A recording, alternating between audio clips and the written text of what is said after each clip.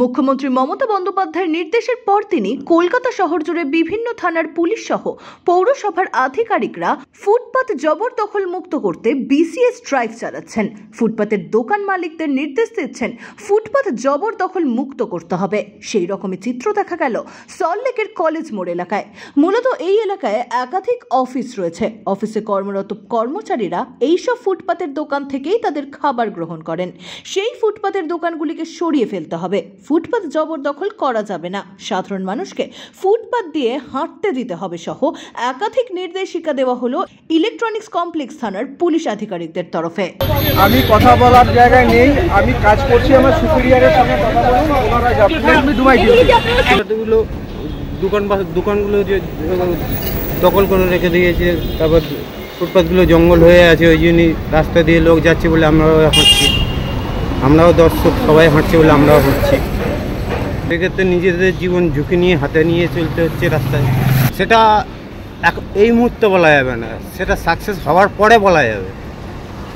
এই মুহূর্তে কিছু সিদ্ধান্ত করেন ওনার, আজকে হয়তো কালকে বলেছে, আজকে এটাও পাল্টিকে অন্য কথাও বলতে পারে। সেই মুহূর্তে এই মুহূর্তে দাঁড়িয়ে কিছু বলা যাবে না। আগে ওনার কাজটা সাকসেসফুল করে দেখান, তারপরে আমরা এই প্রশ্নের উত্তর। আমার চোখে এখন পর্যন্ত পুলিশ পড়েনি চোখে। আপনারা বলছেন চলছে, কিন্তু আমার চোখে এখনো পড়েনি পুলিশ, দেখেও নি। থেকে বলা হয়েছে যে ফুটপাতটা কাকে বলে পারমিশন নিয়েছে। তো আমরা তো অনেকদিন ধরেই আছি, ফুটপাত কাউকে বলে নিইনি। বিষয়টা হচ্ছে আমাদের পেটের দায়ে আমরা এখানে বসেছি, ঠিক আছে।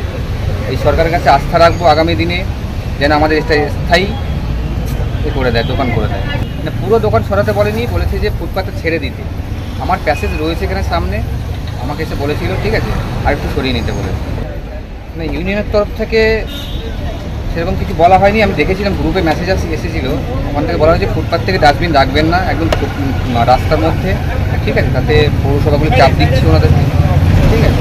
তো আমরা তো ডাস্টবিন রাস্তার মধ্যে রাখিনি, বিশেষ করে তো আমি কে রেখেছি আমি জানি না, ঠিক আছে। এইগুলো এসছে আমাদের। হ্যাঁ, বেশ কিছু জিনিসপত্র বলতে সেটটা যেটা রয়েছে সেটাই সরিয়ে নিতে বলেছে এবং দোকানটা আরেকটু সরিয়ে নিতে বলেছে। দেখুন, সমস্যা কি, আমরা সবসময় সরকারের সাথে আছি, সরকার যেটা ডিসিশন নেবে আমরা তার সাথে আছি। কিন্তু ওনাদের একটা আমাদেরকে ভালো করে একটা পার্টিকুলার বলতে হবে কি কতটা আমাদের দোকানটা সরাতে হবে, ওনাদের কতটা ফুটপাতটা লাগবে, সবাইকে এটা একটা নির্দেশ দিতে হবে। পার্টিকুলার দোকানগুলো বলে যাচ্ছে, ঠিক আছে। আর আমাদের উল্টো সাইডে আমি দেখলাম উনি কিছু বললেন না। তো সবার জন্য একটা নির্দেশ জারি করুন, আমরা সবসময় আমাদের সাথে আছি। আর এটা তো আমরা আসতেই করছি না, আমাদের আজকে কমসে কম 2008-এর আগে থেকে দোকান আছে।